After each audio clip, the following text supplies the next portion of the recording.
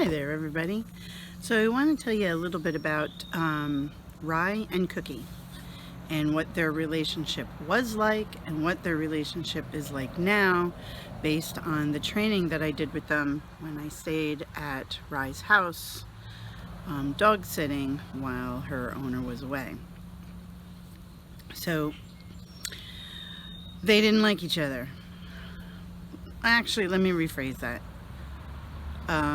I wouldn't say that they didn't like each other, because how do I really know? But based on their behavior, Rye took offense to Cookie. And she had gone after and attacked her at least 3 times, right in front of us, unprovoked. And we just didn't expect it. Even when after it happened the first time and we were watching out for it, sometimes it was just so sudden and Rye was so fast that we couldn't intervene. And thankfully, Cookie did not get hurt any of those times. There was no blood drawn, maybe a little bit of bruising. Rye has almost no teeth left from chewing on tennis balls, but that's a whole nother story.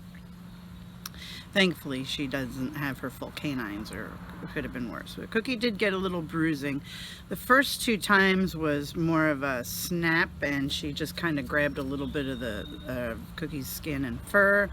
The 3rd time, I think if she had her full canines, it would have been worse. Cookie did have a little bit of bruising, was a little sore, but thankfully no permanent damage. And just so you know, I don't care how responsible you are and how well you manage, sometimes things still just happen.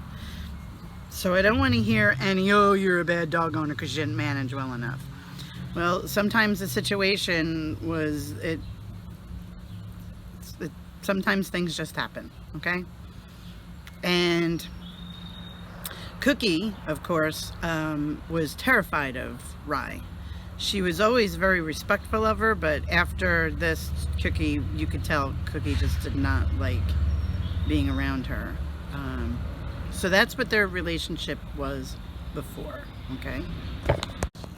Now, what makes this incredibly hard for me is Rye's owner is a friend of mine, and he does like to travel, and whenever he travels, he wants me to, to babysit, dog sit his dogs for him. And I love his dogs. His dogs are awesome. And, for a couple of days or even a week, I can do that. And sometimes I would just go to his house, which then it was a little easier to manage. But a lot of times, because of how far away from me he lives, I would want to just stay at his house. Now, I'm not staying at his house for, overnight if I can't bring my dog with me. That's just the way it is. But again, managing between the two was proving to be a little difficult for me. And it put me in a position where I understand my clients maybe a little bit better when they say they're having a hard time managing, because I was having a hard time managing it. So when he asked me to dog sit for 5 or 6 straight weeks, I knew that this was something I was going to have to fix. I knew that I would have to train these 2 dogs, train Rye to not take so offense to Cookie, but also to teach Cookie to not be so afraid of Rye and to show a little bit more confidence around her. And I knew that this was going to be hard. But I did it, and I succeeded. And this isn't a training video, okay? I'm not going to teach you how to fix this situation with your own dogs, because with every dog it's going to be a little bit different. I knew what to do with Cookie to help her learn confidence, and I just instinctively knew what to do with Rye to teach her this behavior is unacceptable. And I say instinctually because this is nothing that I've seen anybody else do. I know other trainers have done it, but I've actually never really watched any other trainers do it. I just treated each dog individually and trained them for the behavior that I needed, but I was training them both at the same time, if that makes any sense. And I think in pictures, so it's really hard for me to explain to you exactly the techniques that I used, because whenever the two dogs were close to each other, the technique that maybe I used 10 minutes ago wouldn't work for this situation because of where we were or how the dogs were acting, or because there was a third dog in the room, because my friend does have two dogs, and you know, of where I was and what I had available. So every time the dogs came close to each other, I may have handled the situation a little bit differently than I did previously. Okay, so it was always an ongoing, evolving relationship. And you know, one day if Arai goes past Cookie and she's like laser focused, I might handle it a little bit differently than if the next day she just walks by and goes, you know. So it was always a revolving, evolving type of a training thing. One thing I am going to say about the training methods I used, I never used any aversive methods. Now, I did verbally correct Rye at times with a "ah" or a "hey" to get her attention, but I never hit her, never yanked on her leash. Honestly, walking around the house, she didn't have a leash on. Never grabbed her collar, never pinned her down, never did the alpha roll, and you know, no hitting. There was never any kind of aversive methods like that. The only thing that I did was if she acted rude towards Cookie, I would stand up in front of Rye and I would body block and put myself between her and Cookie, but I'd be facing Rye with a good strong body posture, and I would just step into her, just step towards her just a little bit, so she got a little bit of that body pressure. And that's really the only aversive thing, other than going ha or a hey or whatever, and positioning myself. I made it very, very clear that every time she acted any way towards Cookie that was a little snarky, I jumped up and I defended Cookie, but just with blocking and putting my body in between them and using that body pressure just a little bit towards Rye to make her back off, and didn't even have to touch her. The body pressure is enough if you do it right. And it depends on the dog too, but Rye can be pretty dominating. She's very strong-willed and she has her own idea about how things should be. So I had to be very persistent and consistent, and made my presence, I had to make it really aware. Like when I would body block, I was like, hey, you know, this dog is mine. You can't behave that way towards her. And I would say that knowing that the dog doesn't understand, but it helped me. It helped my presence of mind. And then I would, of course, once Rye backed off, I would go to Cookie, and I wouldn't comfort her because she would be fearful, but I would call her to me.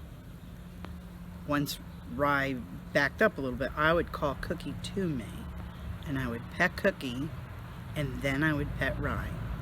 And maybe I'd feed Cookie, and then feed Rye. And gradually, I was able to get those dogs to sit next to each other, and I would feed Cookie, and then I would feed Rye. And I'm telling you, between just making it really clear to Rye, like even if they were out in the yard and Rye got snarky and I couldn't get up there and body block, I would yell out, hey, Rye. And then I would call Cookie towards me, and I would love on her and feed her. And then I would call Rye to me, and I'd give her a little piece of food. And then go back and love on Cookie a little bit and give her a piece of food.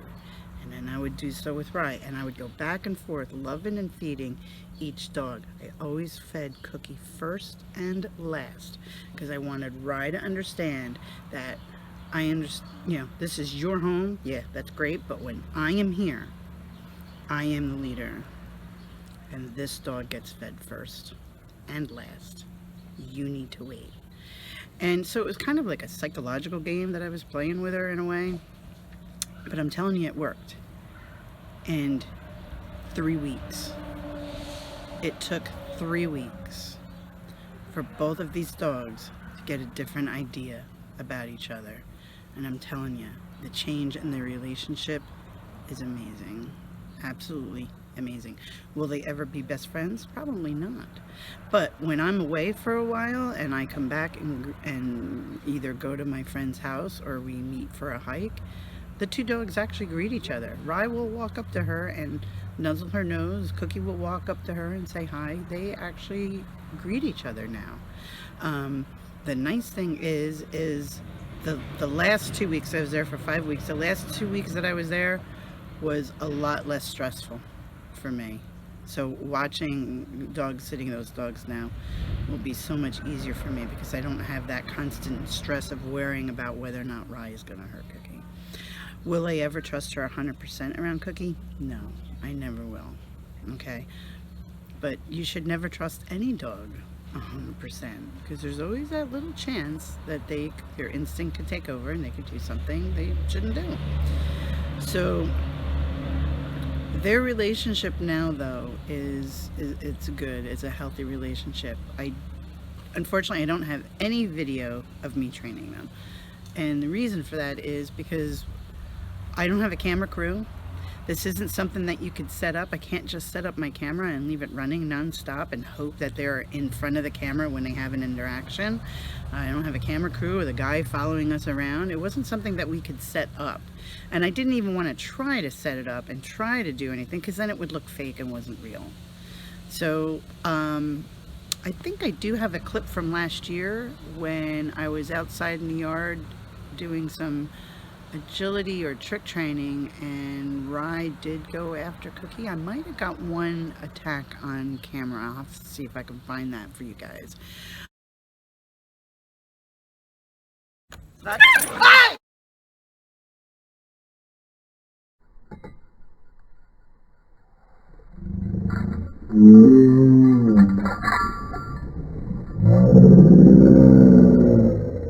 But I do have a clip of them playing nicely. Even trying to get them playing nicely on camera was just really hard because I'm not the kind of person that just walks around with their phone in front of them all the time.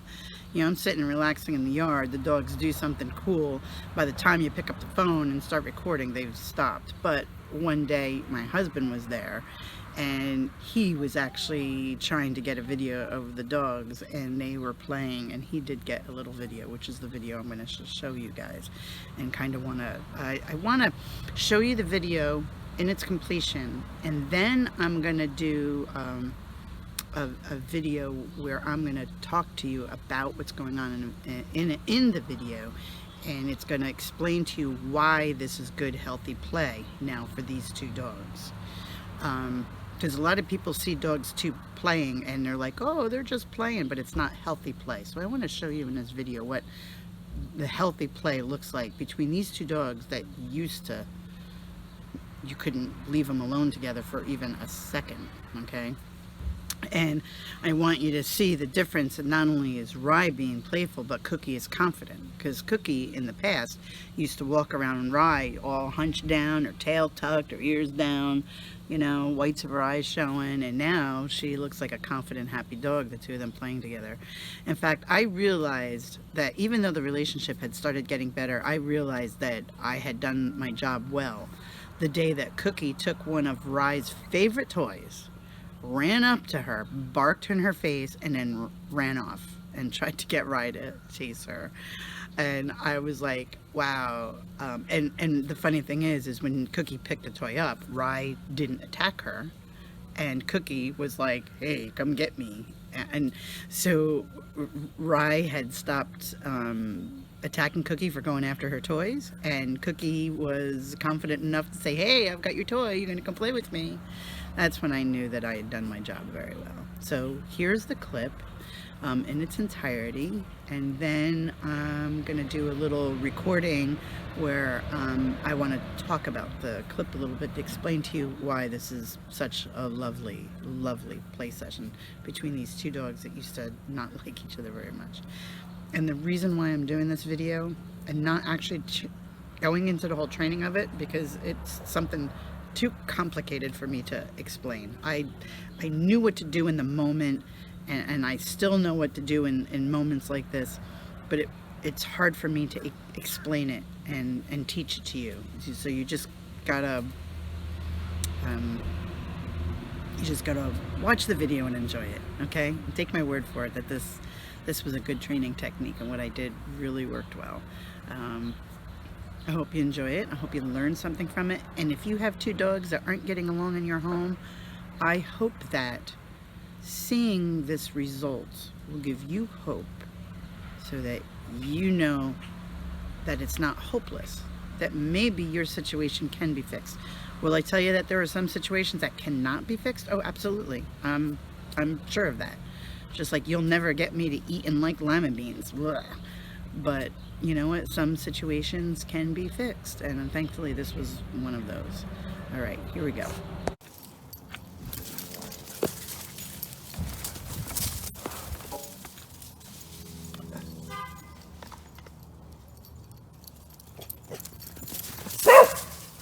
Easy, Rye.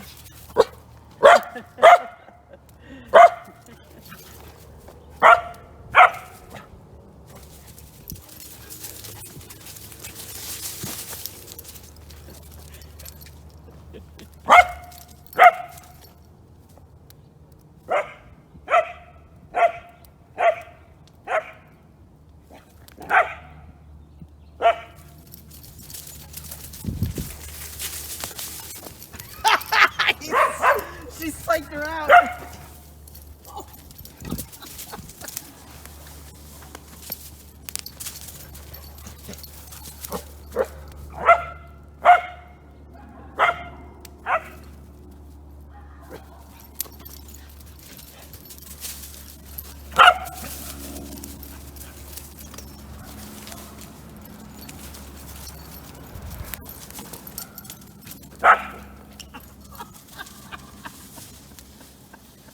Fly by bark in your face.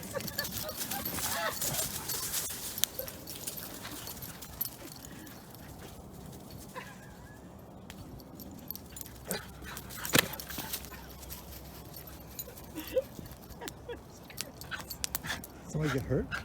Well, it's just time for a rest. This video is a testimony to the power of positive training. So you dog trainers out there that think the only way you can get your dog to respond or to change or fix their behavior is through aversive methods, this is truly a testament to the power of positive training. Okay, here it comes now. Now, I don't know how to do voiceovers or to do split screens. I don't know how to do any of that. Don't even know if I have the programming available to do that. So we're going to try it this way, and let's hope it works and doesn't come out too horrible. Okay, so here we go. Here we're going to start. That first little bit, my husband was trying to get the camera ready. So this brown dog here, this is Rye. The little fast black dog, that's Cookie. This is me standing there. So one thing that I did watch with Rye, she really would chase Cookie with a real laser focus, ears up and eyes really just on her. Now, Rye's a border collie, so that's something that's pretty typical to border collies. So I didn't take that in and of itself as though that meant she was over aroused, but I did keep a really close eye on her, and you will hear me later where I kind of just tell her to ease it down a little bit. Just like two children that are best friends couldn't be playing, but when they get too rowdy, something can happen where all of a sudden now somebody is mad or, you know, gets hurt. So when two dogs are playing, if it does start to get too aroused, you just want to step in and make them take a break from each other. The nice thing is these two dogs, while playing, did that voluntarily, which is really cool. Like I said, the fact that she's laser focused really didn't bother me too much. I just kept an eye on her really close. If it was another breed of dog that they went from just being relaxed to play to all of a sudden I've got laser focus on you, yeah, that could be an indication that something's getting out of hand. You need to put a stop to it. Okay, so here we go. And so it is a little bit jumpy, and I apologize for that.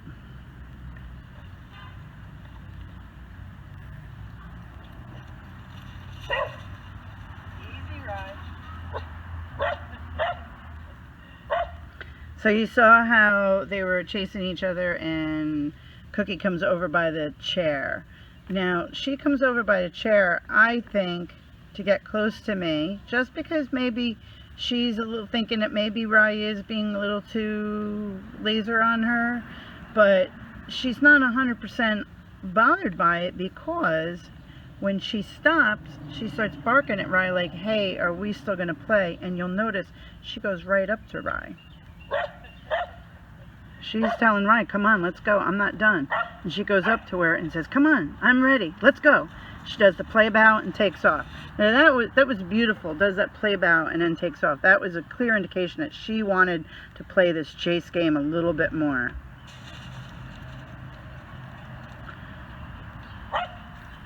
She goes up to her again. I mean, look at that. That is just, this right here is beautiful. This is beautiful. She's really confident, but she's relaxed. The tail is wagging nice and happy. Cookie is doing the play bout. Now, I will say that sometimes dogs do a play bout, and it doesn't really mean, hey, I want to play with you. It can mean something else. The dog could just be assessing the situation and puts themselves in this play bout because it's easy to dart away from. But Cookie initiated this. Cookie was at home base. Let's back it up a little bit. Cookie is at my chair where my jacket is hanging, and I'm standing there, and my husband is standing there. If she didn't want to play more, she would have stayed here where it was safe. This was home base. But no, she ran up to Rye and said, hey, I like this chase game. Let's play some more. And now you can see how they're mirroring each other. Now their body language is mirrored. And that's another healthy thing about dog play, is when the dogs are mirroring each other. It's not one always being the aggressor. They take turns. I chase you, you chase me, we take a break. I chase you, you chase me, we take a break. And their body language mirrors each other. It's not one dog jumping on the other dog's head all the time. And the other dog always getting jumped on. They're mirroring each other in their body stances and the type of play.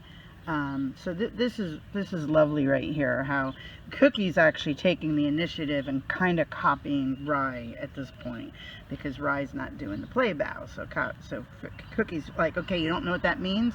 All right, and this is just beautiful. She does the play bow again. Now, you see, she does the play bow, and Rye kind of does that little hop down. She doesn't go into the full play bow thing, but she does do a little hop down, a little bit. Doesn't go the whole way. She probably has never done a play bow before. I don't know. But she's actually, at this point, trying to copy Cookie a little bit.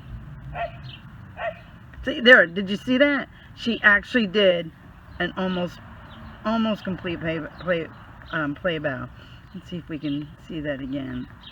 This is just lovely. Look at that. Did everybody see that? Oh, I wish I could freeze it in that exact spot, but I can't. So so Cookie copied her, now she's trying to copy Cookie. This is beautiful. Lovely. Look at that. She did a little play bow. And Cookie's like, yeah, come on. Yes, chase me, chase me. It's what she's saying. Rye's like, okay, I'm going to chase you. She spiked her out. They run up to each other and they break again. Now, I would like to see a little bit of Cookie chasing Rye rather than Rye always chasing Cookie. But Cookie loves the chase. Cookie's like, yep, I'm going to take off. You chase me. The Cookie's very confident in her speed and ability to avoid getting caught at this point, I think.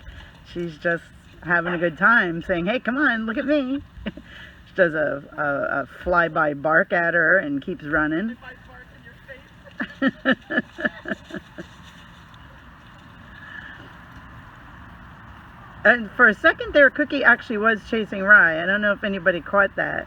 There was a second there where Rye actually did end up in front. She's off camera, but Cookie was actually chasing her for a little tiny bit. There it goes. Rye takes off. Cookie's chasing her. I don't know if you can see it. See that? Rye was actually being chased by Cookie.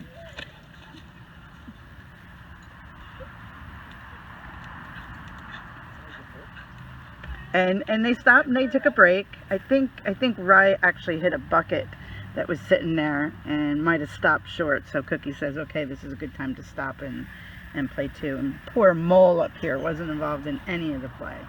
That's so sad. So that was just a beautiful example of some really good, healthy dog play. There's a little bit of give and take there. A little bit of mirroring the body language and the two dogs copying each other. When Rye, I think she tripped over that bucket, because if you listen you can hear it a little, like it sounds like she hit the bucket and she stopped short, and Cookie was like, okay, this is a good time to stop. She was breathing heavy. Cookie was breathing really heavy because it was a lot of fast running.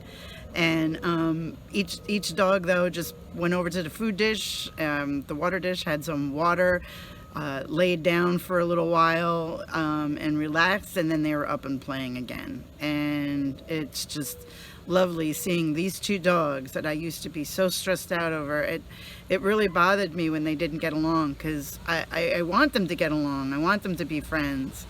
And it really bothered me. Not only was I worried that Cookie would get hurt, but I was really worried that Cookie was stressed out. I don't want my dog to be stressed out, you know. And I was worried that Rye was like, I don't like you, why are you in my yard? And you know, I'm so happy now that the two of them had figured out their relationship and they get along. And I really think that the work that I did with the two of them really helped push it, because I've known these dogs for a while now, and I've just always just tried to keep them apart and just kept an eye on them. But when I knew I was going to be staying there for, you know, 5 or 6 weeks, I was like, I wouldn't be able to deal with the stress, besides the fact of not wanting the dogs to deal with the stress. And that's when I knew I had to do something to change the relationship, and training started. And I'm telling you, 3 weeks, that's what it took. And the last 2 weeks I was there was lovely, because these dogs would play.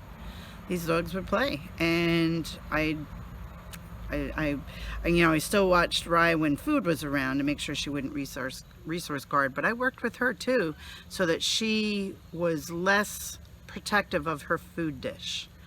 And by the time I left that house, you could walk right past her while she was eating and she wouldn't growl.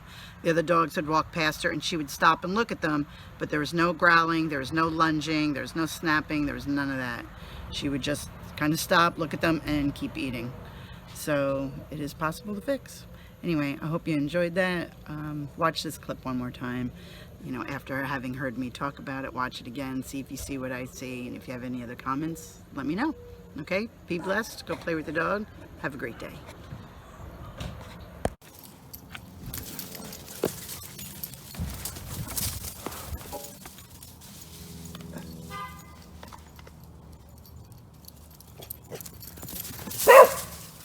Easy, Rye.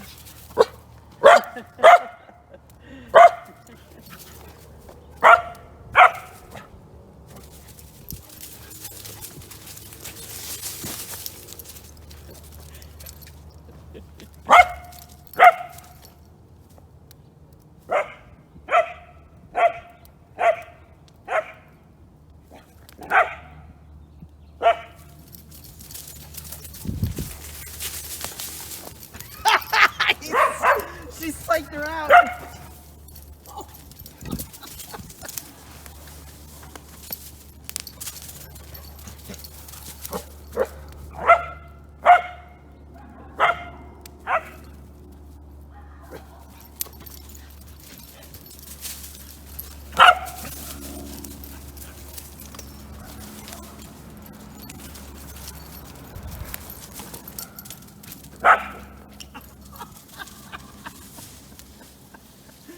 my bark in your face.